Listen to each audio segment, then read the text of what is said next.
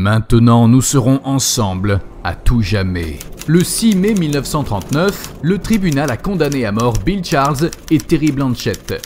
Ils resteront à jamais dans l'histoire américaine comme les amants assoiffés de sang.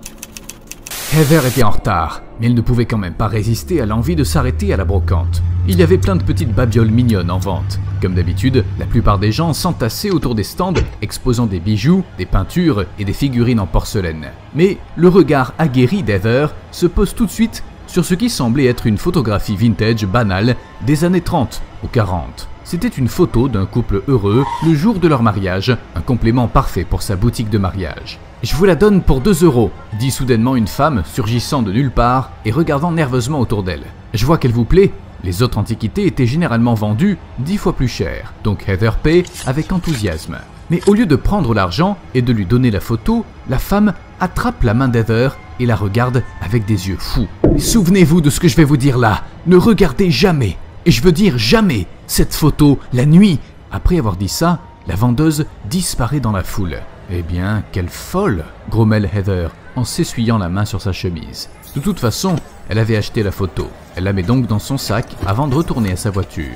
La pièce vintage était exposée là où tout le monde pouvait la voir, le hall principal de la boutique de mariage. Glenn, le fiancé d'Heather, se gratte le menton, exaspéré, avant de froncer les sourcils. « Chérie, tu te rends compte que ces gens sont probablement morts depuis longtemps, n'est-ce pas? Je sais que c'est ta boutique, donc c'est ta décision, mais cette photo me donne la chair de poule. » « N'exagère pas !» Heather s'approche de Glenn et le serre dans ses bras, tout en regardant la photo en noir et blanc. Là, d'un coup, son visage pâlit. Comment ça se fait qu'elle n'avait pas remarqué la larme rouge sang qui coulait sur le visage de la mariée avant? Non, impossible, ça devait juste être un jeu de lumière. Ensuite, elle dit « Rentre chez toi, Glenn, j'ai encore une tonne de travail à faire. Tu vas encore rester tard au travail ?» « Oui, je sais bien, mais les choses ne vont pas si bien ici ces derniers temps, » répond Heather. « Mais une fois que je pourrai me permettre d'embaucher quelqu'un, je promets que je rentrerai à la maison à temps. » Elle voit que Glenn ne la croit pas vraiment. Il jette un dernier regard foudroyant sur la photo, puis se dirige vers la sortie.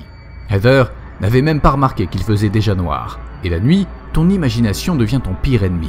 Elle a l'impression que les mannequins silencieux et au visage lisse surveillent chacun de ses pas, et que les robes blanches ressemblent à des fantômes démembrés. Heather se frotte les tempes avec lassitude, avant de se dire « Ça suffit, je dois rentrer à la maison maintenant ». Elle termine rapidement ce qu'il lui restait à faire avant de se diriger vers la sortie. Pendant qu'elle marche dans le hall principal, Heather s'arrête soudainement dans son élan. Il y a une atmosphère bizarre dans la boutique. Quelque chose ne va pas. Du coin de l'œil, Heather remarque que la photo a légèrement changé. Ayant complètement oublié l'avertissement de la femme bizarre, Heather s'approche de la photo et la regarde. Un frisson parcourt sa colonne vertébrale. Son estomac se serre de peur. Heather aurait juré que les larmes rouge sang de la mariée étaient devenues plus grosses et que les fleurs du bouquet de la mariée s'étaient soudainement fanées. L'agréable sourire du marié s'était transformé en un vilain sourire narquois. Heather repose vite la photo, puis se tourne vers la sortie, incertaine. « Non mais je dois arrêter là, je ne devrais plus rester au travail aussi tard, mon imagination s'emballe. » Mais il y avait une autre surprise désagréable qui l'attendait à la maison. En rentrant, Heather veut lui faire un bisou, mais Glenn se détourne froidement d'elle et demande une explication. Heather le regarde, confus. « Je ne comprends pas. Comment ça, quelle explication ? C'est qui ? Je suis passé devant la boutique. Elle était fermée, mais j'ai vu 2 personnes s'embrasser à l'intérieur. Maintenant je sais pourquoi tu restes toujours aussi tard au travail. » Ils se disputent jusqu'au petit matin. Heather essaie d'expliquer que personne n'était entré dans la boutique ce jour-là, mais Glenn lui souriait juste sarcastiquement et ne croyait pas un mot de ce qu'elle disait. Finalement, il part en claquant la porte en sortant. Même avec tout ça, Heather ne pouvait pas prendre un jour de congé, et encore une fois, elle passe toute la journée à la boutique. Mais elle ne veut plus rester là après la tombée de la nuit. Alors que l'obscurité commence à approcher, Heather se prépare à rentrer chez elle. C'est là que les rangées de robes ont commencé à bouger. C'est comme s'il y avait du vent entre les robes qui les faisait bouger. Les mouvements soudains ont vraiment fait peur à Heather, mais elle se dit qu'elle doit aller vérifier ce qui se passe. Elle passe devant la vieille photo quand elle entend quelque chose couler. Hein? Heather se tourne pour regarder la photo et elle devient plus blanche que blanche. Un liquide épais et écarlate coule sur la photo et s'égoutte sur le sol. Le sourire narquois du marié s'était transformé en un sourire complètement fou. Le bouquet était devenu complètement pourri et était maintenant couvert de mouches. Et juste au moment où Heather pensait que ça ne pouvait pas être pire, les lumières s'éteignent. Heather se tient dans l'obscurité totale. Elle murmure d'une voix tremblante Ce n'est que mon imagination, je suis juste surmené. Heather se force à sortir de sa stupeur et elle tend la main vers l'interrupteur pour rallumer les lumières. Mais Rob était à nouveau immobile. Elle entend les voitures qui passent dans la rue au loin. Elle se ressaisit, puis se dirige vers la sortie. Mais sur le chemin, elle jette un coup d'œil à la photo. Son cœur rate un battement. Elle a l'impression que le sol disparaît de sous ses pieds. Il n'y a plus de taches rouges sous la photo. Mais les mariés ne sont plus sur la photo non plus. La photo est vide. Les lumières s'éteignent encore, plongeant Heather dans l'obscurité. D'un coup, les mannequins sans visage se tournent tous vers Heather, leurs mouvements saccadés et maladroits. Ils se figent, penchés dans des positions surnaturelles. Un vent fort souffle dans les robes, révélant la silhouette d'une femme, debout au milieu des robes. Terrifiée, Heather se précipite vers la sortie. Mais le marié de la photo était déjà là, obstruant son chemin. Il se met à siffler la marche nuptiale avec ses lèvres pourries et commence à se diriger vers Heather. Elle pouvait sentir le souffle pourri de son épouse derrière elle. « Jusqu'à ce que la mort nous sépare », murmure-t-elle d'un air menaçant. Heather ferme les yeux et se jette sur le côté. Elle se cogne contre un canapé qui vole à travers la fenêtre, fracassant bruyamment la vitre. Heather saute par le trou dans la vitre et commence à courir. 15 minutes plus tard, Heather est assise devant sa boutique pendant que la police inspecte l'intérieur. Mais Heather n'est même pas surprise quand la police lui annonce qu'ils n'ont trouvé aucune trace d'intrus dans sa boutique.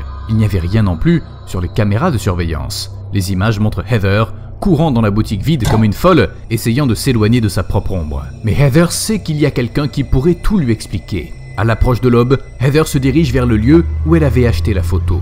Sauf que la personne qui lui ouvre la porte n'est pas la femme qui lui a vendu la photo. Heather lui dit tout de suite « J'ai acheté une photo de 2 jeunes mariés ici et maintenant ils me suivent partout. Je n'ai vendu aucune photo. » La femme claque la porte et Heather tombe dans le désespoir. Glenn ne veut pas la voir. Son business s'effondre et elle commence à devenir folle. En arrivant à la boutique, Heather voit quelqu'un, une femme, dans un manteau informe, frapper avec persistance à la porte de la boutique.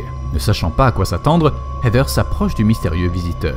Elle lui demande, tout en essayant de paraître calme et confiante, « Comment puis-je vous aider ? Je ne peux pas y croire. Vous êtes toujours en vie. » Heather reconnaît tout de suite la personne. C'était la femme qui lui avait vendu la photo. Bouillant intérieurement, elle se force à rester calme. « Comment vous m'avez retrouvé ? Je vous ai suivi ce jour-là. Je devais m'assurer que vous ne jetteriez pas la photo pour qu'ils ne reviennent pas vers moi, vous voyez ? Je suis vraiment désolé, mais je n'avais pas le choix. » Heather l'interrompt. « Vous savez qui ils sont ? Le mal incarné !» murmure la femme. Puis elle explique à Heather que le couple avait vécu à Chicago à la fin des années 30. Leurs 2 familles s'étaient fermement opposées à leur mariage, mais ils avaient quand même trouvé un moyen d'être ensemble. Ils ont réuni leurs proches pour le dîner et les ont tous tués. Ils ont très rapidement été capturés et exécutés. Mais à ce jour, leur photo de mariage voyage à travers le pays et hante quiconque la possède. D'abord, les mariés de la photo provoquent la rupture du couple, puis ils les tuent tous les 2. La seule façon de surmonter leur malédiction, c'est de donner la photo à quelqu'un d'autre. C'était la seule option. Tôt ou tard, ils t'obligent à les regarder la nuit, et c'est comme ça qu'ils réussissent à attraper tout le monde.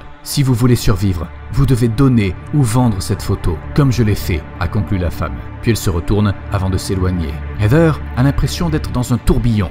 Elle ne veut pas mettre la vie de quelqu'un d'autre en danger en lui donnant la photo, mais son désir de vivre était plus fort. À ce moment-là, la porte sonne pour annoncer ses premiers clients. Heather leur fait un faux sourire et salue le couple. Des candidats parfaits, pense Heather, immédiatement horrifiée par elle-même. Non, elle ne pourrait pas vivre avec la culpabilité de risquer la vie de quelqu'un d'autre. Il doit y avoir un autre moyen. Après avoir dit au revoir à ses clients, Heather arrache la photo du mur et s'enferme dans la salle de bain. Elle froisse la photo et la balance dans l'évier. Puis Heather allume son briquet et met le feu à la photo. La photo brûle et bouillonne, émettant des cris d'angoisse et un liquide épais et noir. Heather se bouche les oreilles et regarde la photo maudite se transformer lentement en un tas de cendres. Une fois que le feu s'est éteint, Heather dit « Jusqu'à ce que la mort nous sépare, hein ?» Puis elle entend la porte sonner. Heather remet ses cheveux dans l'ordre, puis se dirige vers le hall principal. Elle se dit qu'elle l'a fait, qu'elle a résolu le problème. Glenn sort un bouquet de derrière son dos et entre dans la boutique. Il était tard. Elle doit vraiment arrêter de travailler aussi tard. Mais d'abord, elle devait se réconcilier avec Glenn. Il y a une forte odeur de fumée dans la boutique, et tout est éparpillé en désordre. Glenn a les frissons dans le dos à cause du silence. Il s'est passé quelque chose ici. Glenn frissonne involontairement et continue d'avancer dans le couloir. Il marmonne les dents serrées. Cette photo horrible, en regardant la petite larme ensanglantée qui coule sur la joue de la mariée. Heather n'arrive toujours pas, donc Glenn sort son téléphone et l'appelle. Après une courte pause, Glenn entend la sonnerie d'Heather venir d'à côté. Glenn suit le son avec une anxiété croissante. Il se retrouve face à face avec un portant à vêtements avec plein de robes de mariée. La sonnerie s'arrête. Glenn écarte les cintres et d'un coup, il recule de peur. Heather, elle était pendue à un nœud coulant, fabriqué à partir d'une robe de mariée. Il crie « Non, Heather !» Puis il se tait.